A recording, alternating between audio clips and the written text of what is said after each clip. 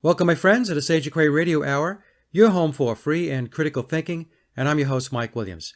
Tonight, my very special guest and friend is Bill Ward. This show is part of a series of discussions where I will be interviewing friends of mine who are critical thinkers and who represent the true silent majority of folks working behind the scenes to move the ball forward on behalf of all humanity. Bill is retired military, and when in the military, he was a code breaker with a background in advanced mathematics, physics, and engineering. His post-military life includes working with the Veterans Administration in support of our vets, studying alternative medicine, researching Tesla and Rife technologies, and alternate realities.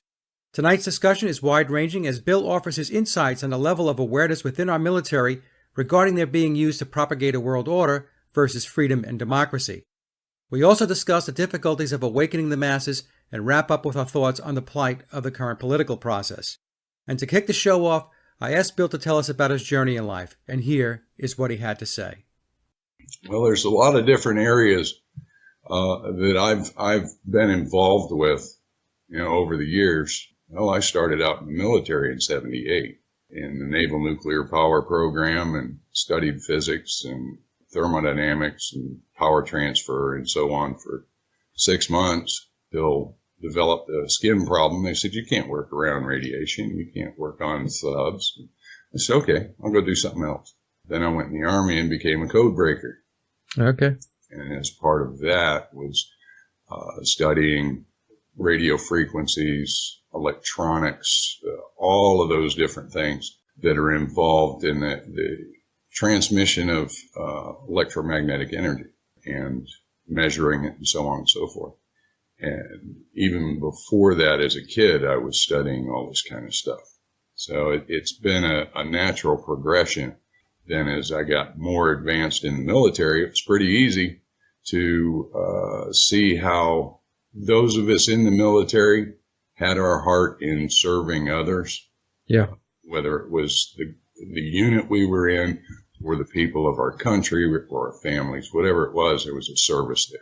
And how those who were in control, whether it be the bankers or the governments or whatever, they were telling a lot of lies to keep this going, the whole system going. And because when you get down to it, people are just people. Were you a career military person? Yeah, I've got 23 years of active duty, and I've got 32 on their books. I always wanted to ask somebody who's been in the military, how awake are the rank and file? I mean, the officers. Are most of them awake, not awake, or it's just a mixed bag? It's a mixed bag. The percentage of those who are awake is very small, or want to be awake is very small, and I qualify that with want, because if you can't set aside some of the things you see, you can't continue to justify doing what you're doing. Yeah. You have to pick almost one side or the other of your brain sometimes. Do you sense that there is the military is fractured, that there is a faction that is looking to bring things to make it upright again versus those that have essentially using the U.S. military as really nothing more than an imperial force to go get an agenda done? Well, I think at the very top levels, yeah, there's a lot of self-serving going on, and they become part of the machine that is Congress and the executive branch and so on. At the rank and file level, it's very hard to even see what's going on 3, 4, 5 steps above you. Right now I'm working as a representative for retired and discharged veterans to take their claims to the VA. And as part of that, I get to talk to hundreds of retirees every month. And I can tell you there's a lot of people pissed off because they see what's happening. But as far as a split within the service, I didn't really see it, but I've been retired. Well, this year is 6 years I've been retired. Yeah. And there's been a hell of a lot of changes in 6 years. I completely understand the compartmentalization piece of this thing. It's like because somebody worked at IBM, people think that you should know what's going on in the boardroom. Right. Or in the huge corner office of the IBM CEO sitting up in Armonk, New York. You just don't. I mean, you're basically getting handed down direction, strategy, edicts, mandates, and you're expected to put it into play, to execute, Exactly. right? And that's it. You're operationally executing every day. Right. If you're putting 14, 16 hours a day in, you don't have really any time to think about where it's coming from or how it all ties in. Yeah. And that goes all the way up to the top levels, division commanders and so on. They're told to execute. And so now the whole operation gets moving. Maybe you've watched this or heard of her. Her name is Kay Griggs, and she did something like a 6 to 8 hour interview. Her husband was a colonel in the Marines, and she had spilled the beans on what it was like to be in the upper echelon of the military. And of course, she was speaking mostly about the Marines, but I think, she was also leaning into the Army, and how many of these colonels, these generals, and so on are completely compromised, that they have gotten themselves into compromising positions, whether through secret societies, through various types of ritual practices that either they were completely aware of or not, maybe not, but they were participating anyway. And so what wound up happening is, I guess I'm assuming it, well, I guess it's a good bet that it's still happening, is that all of these types of adventures that they participate in wind up becoming documented in one way or another, video, audio, so on, pictures. And so now what's happened is, even if you have good intentions, and let's just say that, you fucked up at one point and you participated in some of this nonsense, you're caught. They got you by the balls. Yeah. And that's something that I never really saw, but I have, and thinking about it over the years, there were numerous occasions because of the jobs that I had and where I was stationed, that there were foreign or domestic agents that were always probing. You could be in a bar and somebody would sit next to you and start drinking a beer and start asking oddball questions. Yeah. Or go somewhere and check into a hotel and have, a desk clerk or receptionist that spoke really good English asking to take them to the PX or something. All it would take would be walking into a facility like that's open. You can sign people in. And them purchasing a magazine and the two of you walking out together with them having something in their hand. And that's a compromising position for anybody that has any types of clearances. Yeah. Potentially a compromising position. And it can go farther and much deeper. If you look at General Petraeus, what happened there. Let me ask this question, Bill. Do you think that there is a disclosure process taking place? A lot of people kick that around. And I don't mean just a disclosure process as it pertains to the military, but generally speaking. In other words, there's an awakening taking place and the good guys or the white hats are breaking through, and we're going to start to see things in a different light, maybe moving in a better direction. I mean, do you see any of that? I think that when you look around, there's so many things happening right now in all facets of life. And I think when you get a bunch of people's minds together, they're going to influence reality. Of course, that draws those things. So if he and I and you and other people start talking about certain things, they're going to start coming together. Right. Whether it's healing the planet or healing individuals, doing the kinds of things you do, alternative healings. But the disclosure, more than anything else, at least at the quantum level, is people are beginning to wake up, and the more people that wake up, the more there is to see. And I think that's what we're seeing, especially when you talk about a hive mind. We're both working for the same thing as humanity. Yeah. As a whole, trying to bring things out and make change. And I think we're all on the same sheet of music playing different instruments.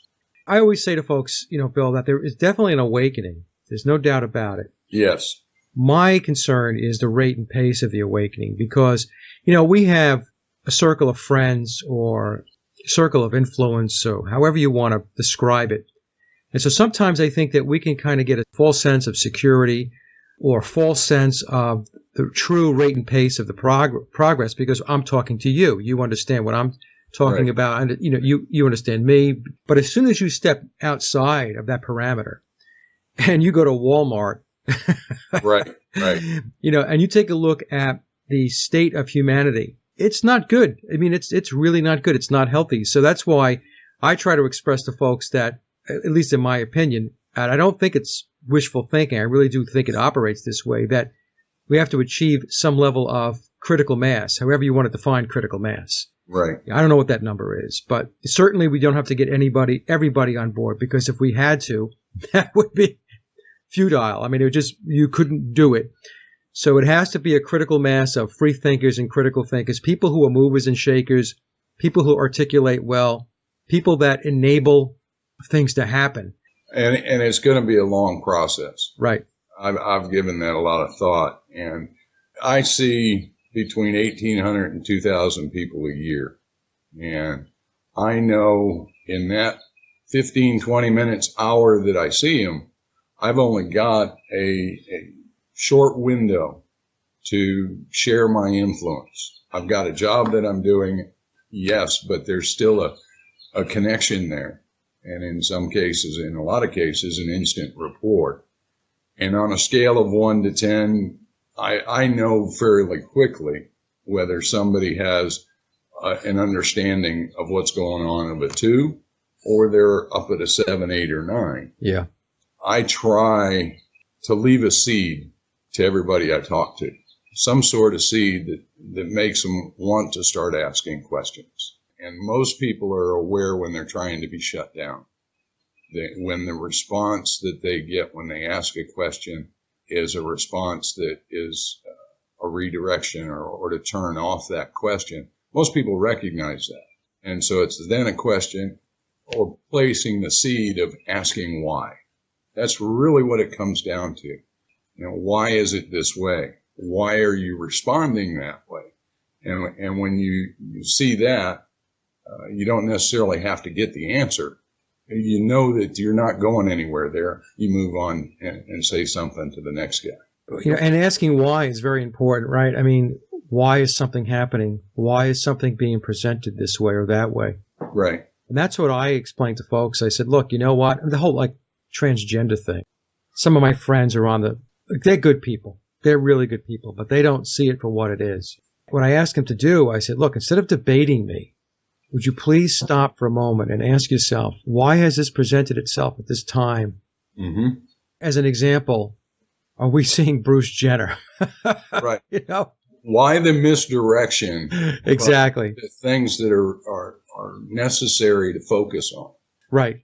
And that's been a question I've been asking. When I see something that is just ludicrous, that really has no bearing on where we are and where we're going, and that makes me start looking even harder to VT and some of the other sites to see what's going on. Right. What are they trying to distract us from? And because we know that there is such a control organization, an organization of control that is, its primary purpose is to control humanity. Right.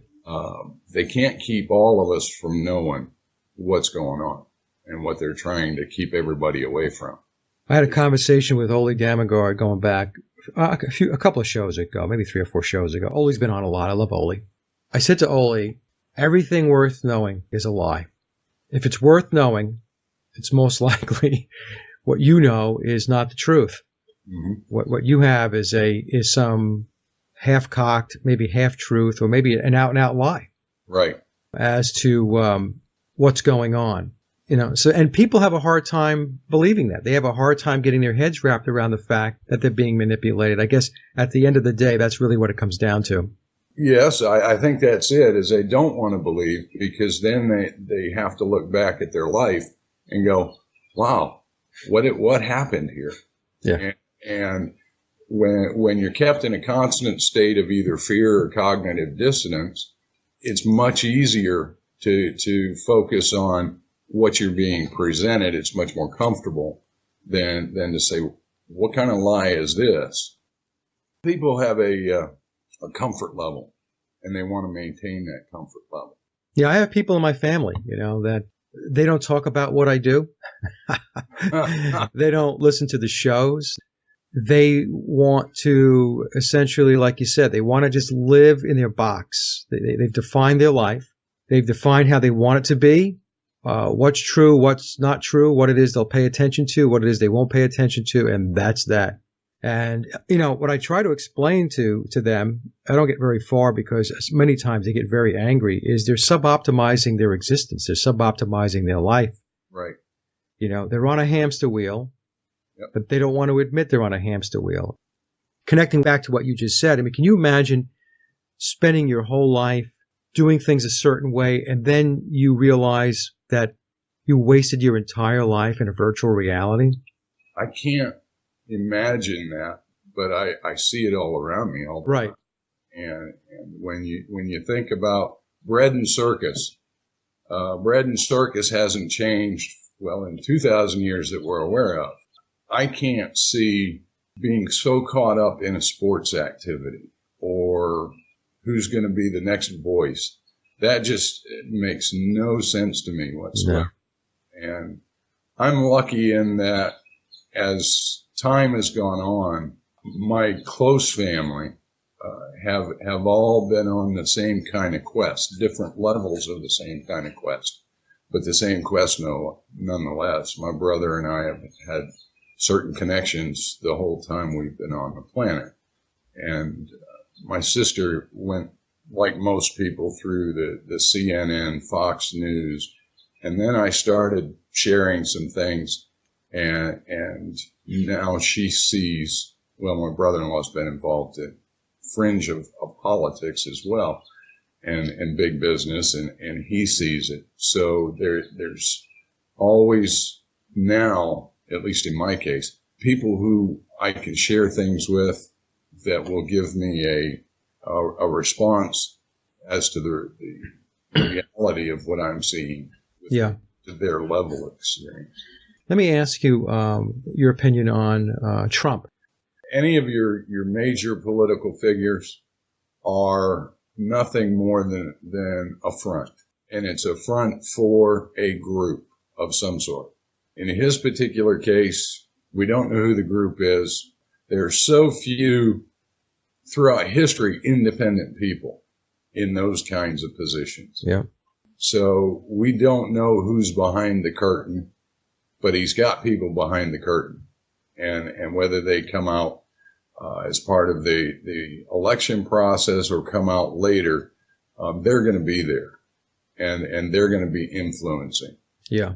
Senator Bob Corker is from here in Tennessee, and there's lots of people talking about him being an influence, meeting with Trump, yada, yada, with regard to foreign policy and so on.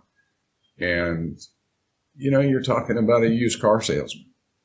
And so is that really the person that is behind or potentially going to be influenced? Or do you look deeper and you see where the influences from that person are? Yeah.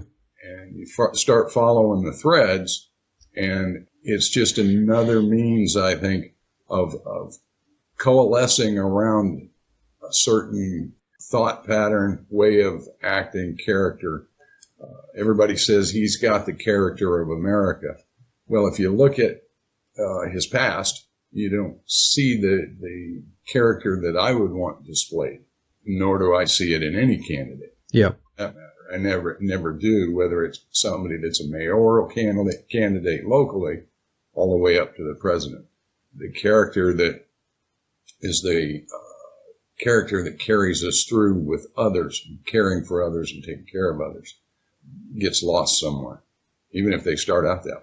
Sometimes people will ask me, well, you put some Trump stuff up on the blog and and winds up on the Facebook page. And I said, I'm not I'm not supporting Trump. I said, I'm not supporting anybody. I'm watching, I'm kind of evaluating it, and I'm assessing this thing. I said, the reason why I'm putting him out there, what you are seeing in this process is you're seeing the corruption behind, the whole supposed democratic election process, the primaries, and we're seeing how this is really working. So set aside the fact that who he is, just like put anybody's name up there. Right. Look beyond him and take a look at the machinations. Take a look at what's going on. Yep. But looking at the whole process, we see how corrupt it is. Yeah. And I hear, many different things on the radio, listen to talk radio in the morning on the way to work. The guys will talk about different races all over the country. If the party bosses don't want you in there, you're not going to be in there. Right. And party bosses are often influenced by, at least at the national level, we know they're influenced by foreign governments, foreign entities of some sort, whether banking interests or big business interests or governmental interests. The whole lobbying aspect of it, yeah. Oh, yeah. Getting paid off, yeah. That's horrible. And I spend a lot of time, well, time is relative, I guess. I have a lot of thoughts trying to find and seeking a better system. And the answer that I keep coming up with is the system is okay. What's broke is the people that are in the system. Yeah. And we need to rid the system of those people that are in the top administrative levels of the bureaucracy. Get rid of a lot of the bureaucracy in the organizations. Why duplicate what's being done in the states? And if people don't like what one state is doing with regard to their EPA or the education system, you vote with your feet, you move. The problem we have with people who are dissatisfied with where they're at is, for the most part, they're tied into this love of money or the necessity of money, let alone the love of money. It's the necessity and the opposite of love, which is the fear of loss. If they're surviving, their biggest concern is going to be survival if they go someplace where it's better. But I think to revamp our system, we not only need to get rid of Congress and start over there and get rid of the executive branch, which we do every 4 years, supposedly, or 8 years. But then we have to look at all the bureaucracy that's been built up over the last 200 plus years. Well, that's the real power apparatus, right? I mean, it's all of these agencies and stuff like that, because what you have is you have lifetime appointments, lifetime positions. Right. Right. So these are the people that live on beyond, switching the head in the Oval Office every 4 years. Right. Right. I mean, or changing your House of Representative every 2 years, or your senator every 6 years. You have people that are in that system. Like, if you take a look at some of the real power players like Zbigniew Brzezinski, you have George Soros, you have Kissinger and guys like that. I mean, they've been around for freaking decades. And they know the guy that is the assistant administrator for you name it. Right. They've been around so long, they know this guy that's a 40-year bureaucrat, and they can influence him. Right. Or they were probably very responsible in having them being put in that position. Right.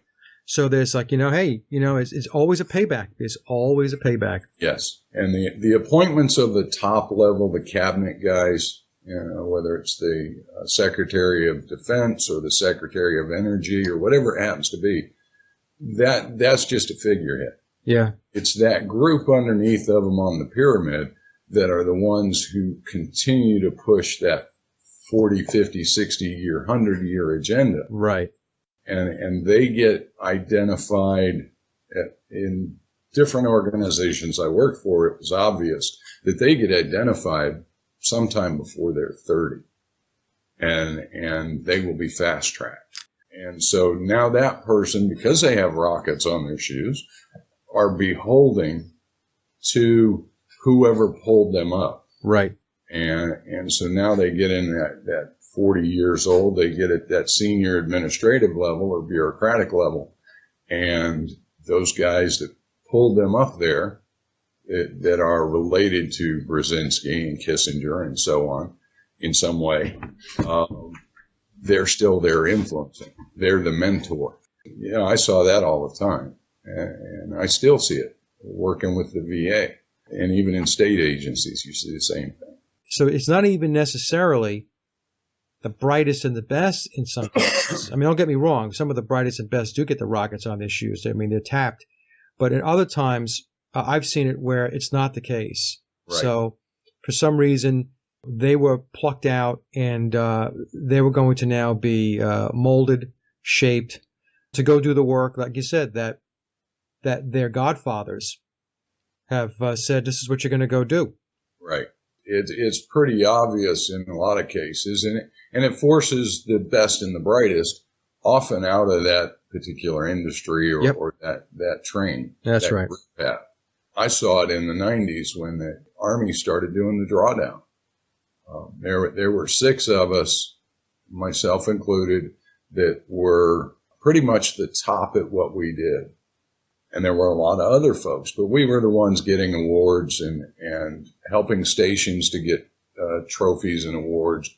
And when they started the drawdown, of course, when you're downsizing, you're not promoting. And 6, 7 years, you're watching no one get promoted. And when they start promoting, it's not the best and the brightest, the ones that should be the trainers. Yeah. It's a totally different group. And you wonder why. And then 10 years later, you look at where these people are, and you know that there's still an influence behind them somewhere. Yeah. And whether that's at the NCO level where I was, or at the officer level, or the bureaucratic level, whether it's business or government, it's pretty much the same. Yeah, it's very much the same. I started off as a kid reading books about UFOs and comic books, and where is that reality today? Because when you go from those and you go to study people like Tesla, my grandfather went to Tesla University in Chicago in the 30s. Yeah. So there's an influence there. There's a lot of different things that we can talk about. And quite honestly, Bill, I mean, I see how you respond to posts on Facebook, and it's very, very clear. You're a very bright, intelligent guy, So that's something I want to bring to people. Let's bring people who are good thinkers, critical thinkers to the show. Let's have a discussion about whatever. Because a lot of the stuff that you and I just talked about, I mean, a lot of people are thinking about those things or wondering about them. Even the whole Trump thing, we talked about. Is he real? Is he not real? I mean, what's going on with that guy? Now, Right. You and I don't have the answer to that, right? But at least we can pose the question and bang around some thoughts about what we think might be going on, what could be going on. And people do have character changes. Their characters do change. Right. And, I think, you mentioned my posts. A lot of my posts they may be based upon intelligence and experience in what I have, but it's amazing how much of it is intuition. Intuition can answer a question, and it's the right answer so quickly. And that concludes another Sage of Quay interview, and I hope you enjoyed the discussion as much as I did. Links to my guests' websites and social media are listed in the show notes below. And as always, I'd like to thank everyone for listening and visiting the blog. You can get to the blog by typing in sageofquayradio.blogspot.com or simply head over to our hub website at sageofquay.com. Also, if you get a moment, please visit laboroflovemusic.com to listen to my album, Leaving Dystopia. And remember, live in truth and always serve creation. It's really that simple. See everyone next week. Be safe, enjoy, and God bless. Hey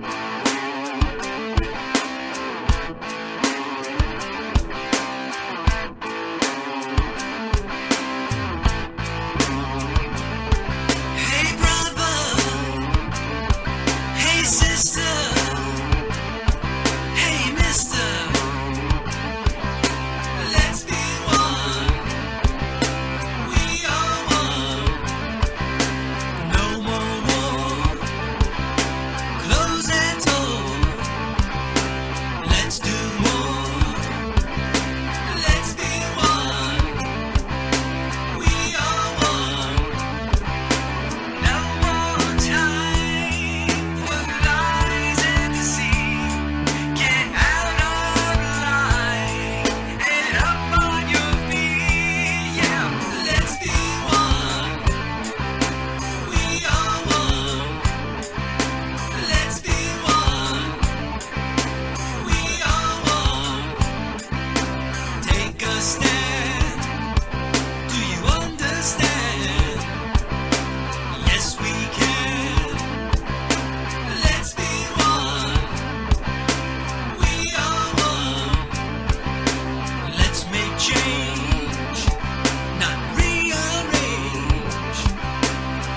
musing shred.